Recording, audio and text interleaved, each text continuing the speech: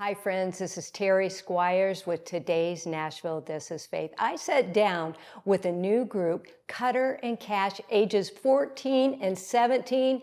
You won't want to miss their music and their story.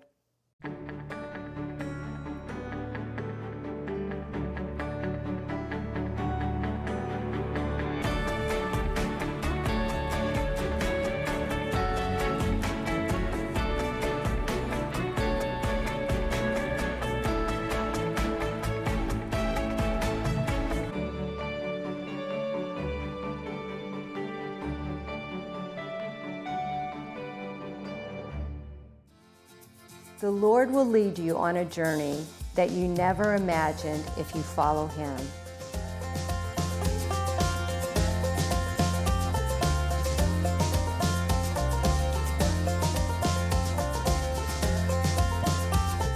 They began in early 2017 as young kids, not knowing where their name would take them. But they knew they wanted to play music, so they set out to do just that. Cutter and Cash Singleton, ages 17 and 14, along with their group, Cutter and Cash in the Kentucky Grass, has traveled coast to coast, playing over 400 shows, traveling over 200,000 miles, and recently made their debut on the Grand Ole Opry. This is their story. This is today's Nashville. This is faith. Cutter and Cash in the Kentucky Grass. I am so excited that you're here with today's Nashville. Welcome. Well, thank you for having us. We're glad to be here. You guys have been all over the place. Well, a little bit here and there. Okay, Cutter, Cash, Brennan. That's right. That's right. That's it. You know, when I started watching you all, I was so surprised at your age. 17? That's it. 14? There you go. Brennan, you're the oldest one. Don't worry about me. But it's amazing. You are, I have to say, you're my youngest guest I've ever had Is on that my right? show. Well, So we're there honored. you Happy go. to do it. We're very honored. Don't let her down. we got to keep everything up here. But I'm so excited. So you guys are awfully young, but we're going to go back a little bit. I want to know how you even started this. Love your look. Well, thank Well, you. thank you you. very much. It really kind of started, I was 4 years old, and I was riding in the back seat of Mom and Dad's car, and we were driving around. Actually, we're from Western Kentucky, and so we were actually driving around in the elk and bison range at the land between the lakes over there. And they have, you can pay and you can go through and see these elk and bison. I just thought that was the greatest thing, you know. And so I guess Cash would have been, he'd have been one. I So was he would have been little with us, bitty. but of course, I didn't remember. no. So I heard on the radio, we'd tune into a local radio station, and they'd play the Ballad of Jed Clampett, the old Flat and Scruggs standard that was used on those television programs, Beverly Hillbillies. And I heard that, and I said, Mom, what is that? What is that? You know? And she said, well, that's bluegrass. I said, well, what is that instrument? You know, I knew enough about it to know what an instrument is, you know, a guitar, but I'd never really heard of a banjo. 4 years old. 4 years old. And she said, well, that's a banjo. I said, well, I want a banjo for Christmas. And so Christmas time come around, I had turned 5 in September, and so that was just a little bit before then. So I had turned 5, and New Year's Day of that year, I took my first banjo lesson. That had been 2012. Well, what was it like to open that banjo at Christmas morning? Well, I was really upset. I was very upset because I didn't see the banjo at first. And I opened everything, and there was no banjo. And my mom and dad said, well, look behind the tree. And I turned around there, and that banjo was sitting there wrapped up in a case. So you could tell what it was, and it just tickled me to death. I will never forget seeing that. 5 years old, that right there was what sparked it all. So I started playing the banjo and started taking lessons from a fellow named Jack Martin out of Paducah, Kentucky. And Jack played the bass for Bill Monroe and played the dobro for Lester Flatt for several years. So I'm a well-accomplished bluegrass musician as far as that's concerned. And I played for Lester all over the country on the Opry, just all kinds of things. So I learned a whole lot about the music, as far as that's concerned, but I learned to appreciate the history of it and those stories. How old were you at this time? I took that first lesson right there on New Year's Day. And so that was 5 years old, and I took lessons from him for about 4 years. And he said, well, that's about all I can teach you as far as the banjo is concerned. He said, so and said, won't you let me come on with you and play banjo for my group? And so I played there with him locally, and that was great. And I got a lot of experience as far as showmanship and how to handle a stage. Casey, I guess I sparked an interest in him. That's right. And Maybe how old were you? Competition involved there. And how old were you then? Whenever I started, I was 4 or 5.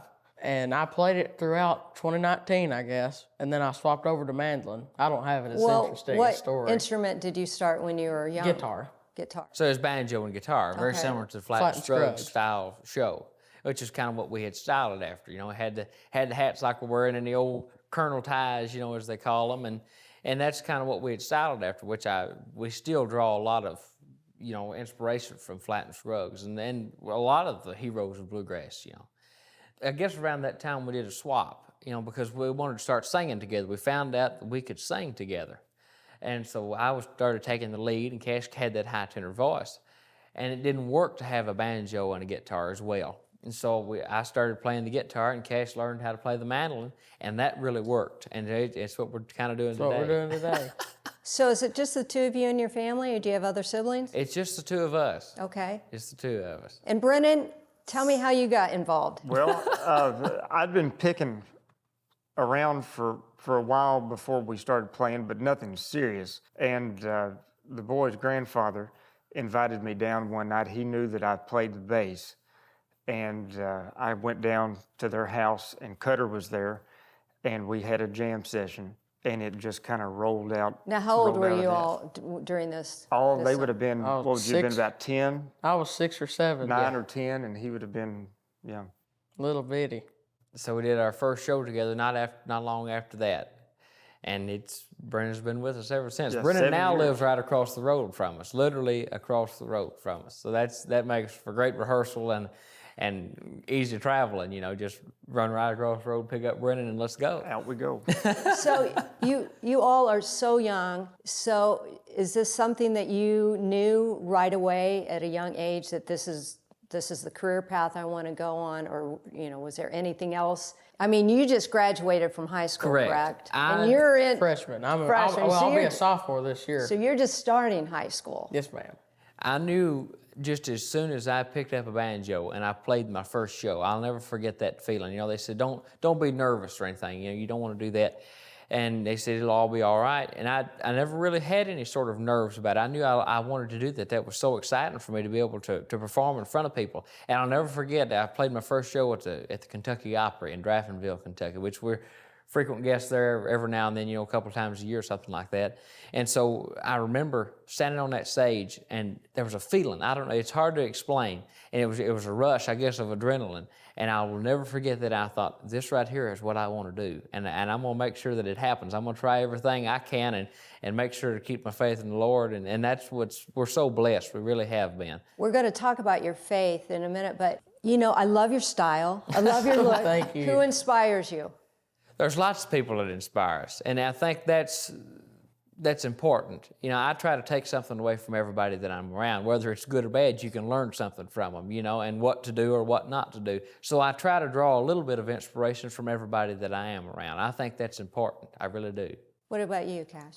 I'm about the same way. We draw a lot of inspiration from everybody, from Flat to Scruggs to even Porter Wagner with the rhinestones. That's, you know, his name came up when I started looking at your style, and I thought, boy, they're bringing back the Porter Wagner. We're big Porter fans. We love Porter. But there's been so many bluegrass heroes that they've paved the way to allow new generations to do what we're able to do today. So we have to pay them some respect, and I want to make sure we do that. When we come back, we're going to talk about Jeannie Seely. We're going to talk about your faith. We're going to listen to you and your songs. And Let's do it. Okay, we'll be right back.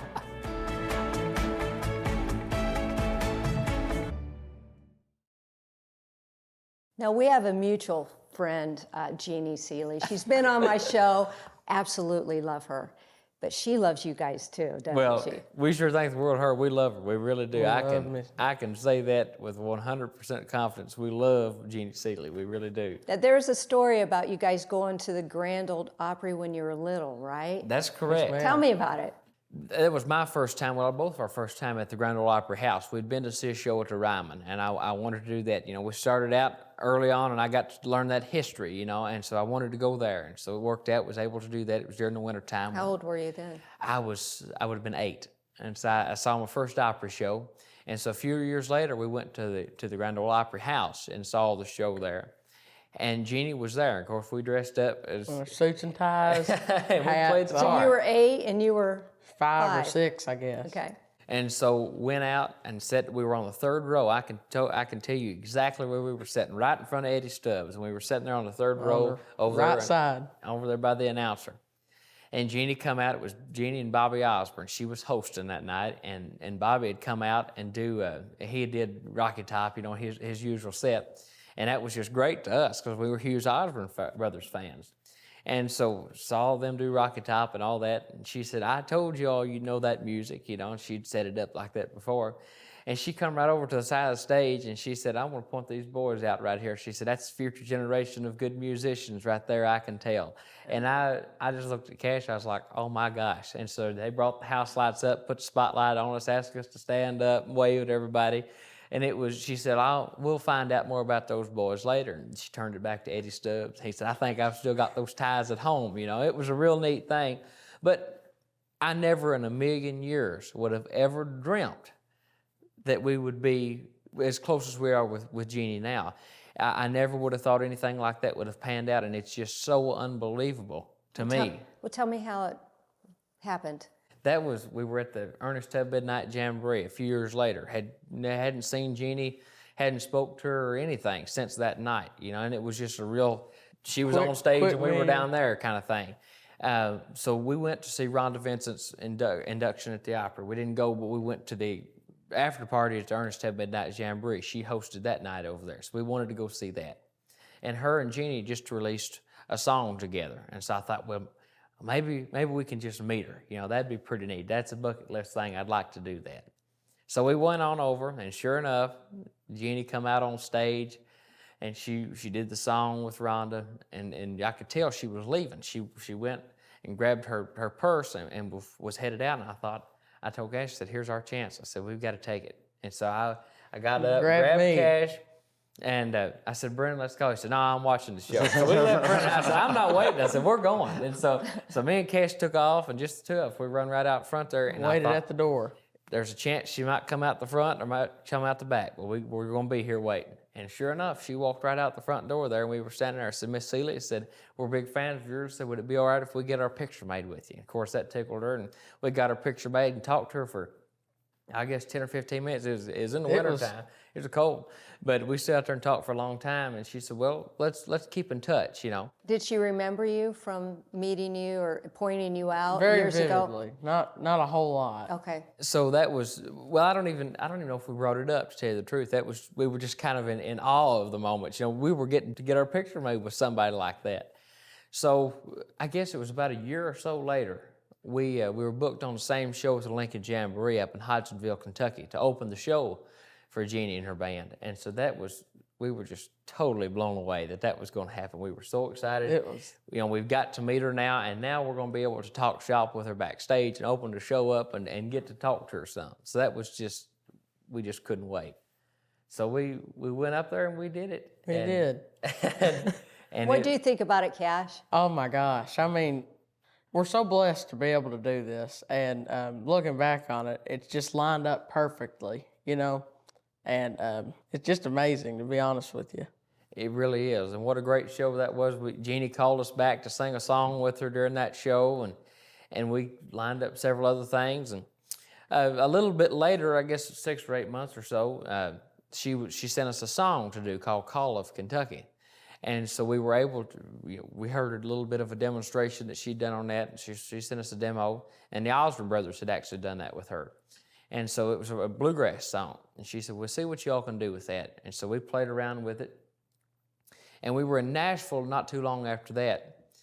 And Lynn Owsley, they talk about how things just totally off the wall, strangely line up. Lynn Owsley had called, and he said, come on down. He said, Junior Brown is going to be down here at Nashville. He said, he's going to be playing. He said, I know you're a big fan of Junior Brown's. I said, so come on down and see Junior. Well, I called Jeannie. I said, well, you ain't, we having nothing going on. Thought that might be something good for us to do. Go grab lunch or supper after or something and then go see Junior.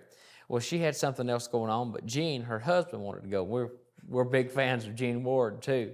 And so Gene went with us, and Jeannie dropped him off down there, and we took him back home after the show. But anyway, he dropped in, and we waited and waited for Junior Brown, and Junior was at the Opry that night. But Junior got tied up at sound check or wherever, and it wasn't able to go. So I thanked Lynn, which was a Texas troubadour and worked for Ernest Tubb. He's done all kinds of cool stuff. But I told him how much we appreciated it and enjoyed what he did, his show. And so we left, took Gene back home, and he said, well, y'all got to see the river. And so I thought, oh my gosh, we're going to get to go inside the house. Because we see the pictures on Facebook every week or every day about Jeannie Seely's river post. So took off, went inside the house, and we talked out on the back deck for about 3 hours, just about all kinds of stuff. She said, well, I'm hungry. What do you say we go to Cock of the Walk? And so that's what we did, and we took off. And whenever we sat down and talked at the table there, and whenever we left that evening, we had a session booked for our first recording session to make our first records. And that was just totally bizarre to me. We didn't sleep I know, for a and you few guys nights. have already been on the Grand Ole Opry recently. That's true. Yes, ma'am. What was it like stepping out on that stage? There's no way to describe it, to be honest with It was you. pretty wild. Was it? It was What do you wild. think, Brennan? Oh, it was just standing in the wings and everybody that you hear on the radio standing there beside you and just thinking, man, this is fixing to happen. It's really fixing to happen, and it did. What your parents all think about all this? Well, they've been so supportive of us, and I'll be the first to tell you, without that support, We wouldn't be able to do this. no, and so many aren't as blessed and as fortunate as we are to have that support. But we try our best to be as thankful as we are for that, because without that, we wouldn't be able to pursue something like this. And so we're so thankful for that. But it's just totally unbelievable the way God has lined everything up for us this far. And I just can't wait to see what's coming next. That's the most exciting part, just turning loose and looking and saying, all right, what, we don't know what's coming, but He does, and so we just have to turn it loose, and that's so exciting. Oh, yeah. What do you think, Cash? It's just so exciting to see what's next, and we couldn't do anything without Him, and believing in Him and praying to Him, and He's a good God. that's isn't he? right. He sure is. We're going to listen to one of your songs when we come back. We're going to talk about your school and what it's like still being in school and traveling and touring. And can't wait to hear your song. We'll All be right. right back.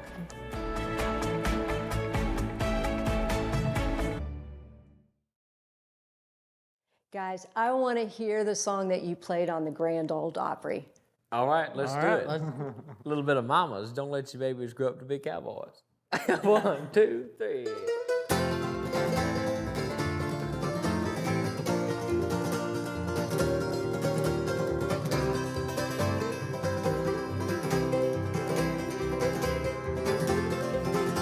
Now cowboys ain't easy to love and they're harder to hold.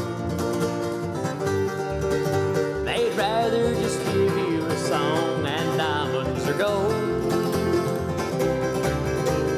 Old star belt buckles and old faded Levi's, and each night begins a new day. If you don't understand him or he don't die young, he'll probably just ride away. Mamas, don't let your babies grow up to be cowboys. Don't let them pick guitars and drive the motorcycles. Let them be doctors and lawyers and such. Mamas, don't let your babies grow up to be cowboys. 'Cause they'll never stay home and they're always alone, even with someone they love.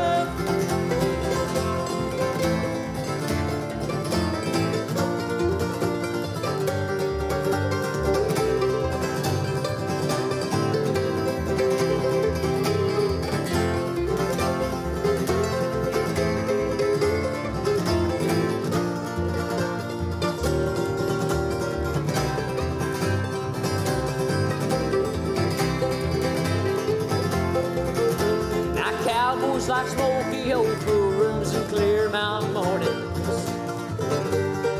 All those little warm puppies and children and girls of the night. Them that don't know him won't like him, and them that do sometimes don't know how to take him. He ain't wrong, he's just different, but his pride won't let him do the things to make you think he's right. Mamas, don't let your babies grow up to be cowboys.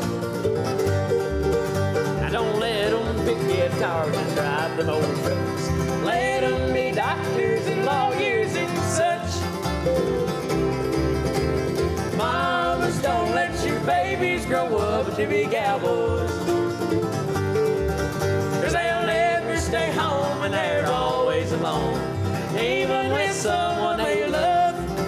'Cause they'll never stay home and they're always alone, even with someone they love. Oh my goodness, you guys are so much fun. That was wonderful. Well, thank you. What made you choose that song? Well, that's It's a kinda- funny story. It's a real We didn't funny have a story. choice, did we? That's the best part of the whole song. We had just left the Williamson County Fair down here around Nashville, Tennessee area, Franklin to be exact, and we played down there. And fixing to do that again this year, so we're 2 excited weeks, I about think. that. That's right. And so anyhow, left down there, and late at night, Jeannie had called. Of course, whenever she calls, you answer the phone. And so we were all sitting back there in the back of the van, and I said, well, what's going on? She said, I've had a great idea. And most of the time, they are good ideas. I 100% believe that. She comes up with some wild stuff. And I said, well, what are you thinking, Jeannie? She said, I've got us a song. She said, we've got to get in the studio. And she said, let's do it. I said, well, what is it? She said, what if we did an up-tempo, high-speed bluegrass version of Mamas, Don't Let Your Babies Grow Up to Be Cowboys? And I looked at Cash about like that. And I thought, there's no way that will ever work. That's not a bluegrass song. There's just no way we could do anything with that song. But I said, okay, Jeannie, sounds like a good idea, because that's just what you say. And so we sat down and we started going through it. And I thought, my gosh, the woman's a genius, because it really worked just out. Clicked. And I thought, man, this is great. And I love doing that song. It is so much fun. And I love doing it in different crowds, because different crowds react different ways. But the majority of the crowds we play in, they are just totally blown away that that's what it is. You start out, they don't expect it. And especially whenever Cash hits that high note, I love that part. I think out of everything we've recorded, that's the best thing we've recorded. I love And we that didn't song. expect And you do have a Right new on the mark. album coming out, right? Yes, we've got more Okay. exciting stuff coming soon. So it's wild stuff. But So I this was love your this first song. one recorded then? This was the first one released. So we are real tickled about it. That is so exciting. So how do you, Cash, you're going to be a sophomore. How do you put your music and school together, and how does all that work? Well, I kind of just do it when I can. So I'll go when I can, and then they'll send me some work to do on the road, but I won't really do it. But I get by. So do you go to a high school, or are you homeschooled? I go to high school. Okay. I will say, we were Friday night with Rhonda Vincent. Of course, Crossville, Tennessee is quite a ways from Marion, Kentucky. And looked out in the crowd, and there sat our superintendent. So I hope we're doing all right with everything. I think we've got her pulling for us. Well, what's next? What do you guys? Well, we've got actually 12 days of Pennsylvania coming up soon. So that starts this Leave Friday. Friday. So it's wild stuff. Got a cruise later on in Got the a year. cruise later on in the year. We got a very busy schedule, full of bluegrass festivals, and Bill Anderson's show. that'll be a lot of fun. That's September the 14th, and that'll be with us, of course. Bill Anderson, he's hosting it down there in his. Had Bill on the show? Charlie McCoy. Charlie McCoy is going to be there, but it's the Bill Anderson Performing Arts Center down there in his high school. And Jeannie, too. Yeah, Can't leave Jeannie, her out. can't leave Jeannie out. So that'll be a real exciting show down in Commerce, Georgia. So we're tickled about that. All kinds of crazy stuff. And you can find out more about that at terrycutterandcash.com, and also on our Facebook page, too. An important question I want to ask you. You guys are awfully young, influencing teens today. What would you say to them today as a teenager, and everything that you guys go through? And Be yourself, really. Don't let anybody hold you back. Don't let anybody tell you you can't do this or that, because that really damages somebody more than it helps somebody. What do you think, Cutter? Well, that's something that you really kind of have to figure out yourself, which that's a tough thing to do. But it's like Cash said, stand up for what you believe in, and have your faith in God, because He'll take care of you. But always make sure you're doing what you want, what you need to be doing. What He's telling you to do. That's the main thing. And I really believe that this is what we've been called to do, and I enjoy it so much. It is so much fun. So I always.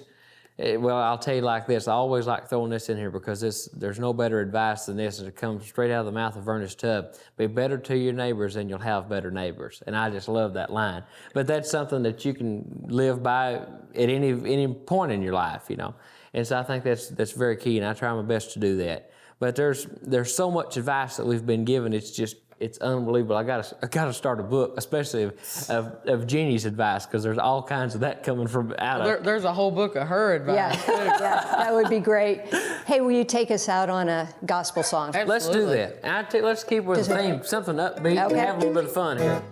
Let's do a little bit of "I'm Just an Old Chunk of Coal."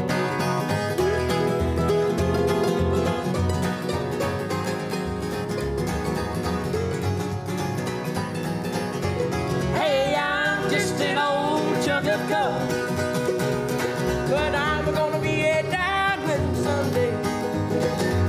Hey, I'm gonna grow and glow till I'm so blue, pure perfect.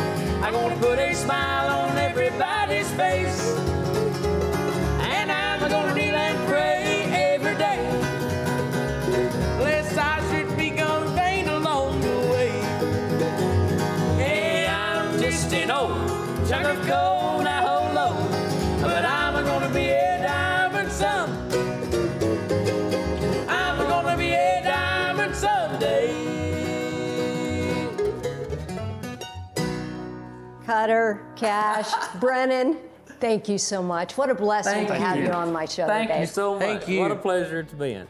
My friend, the Lord will take you on a journey that you would never imagine if you just trust Him. Follow Him today. This is today's Nashville. This is Faith.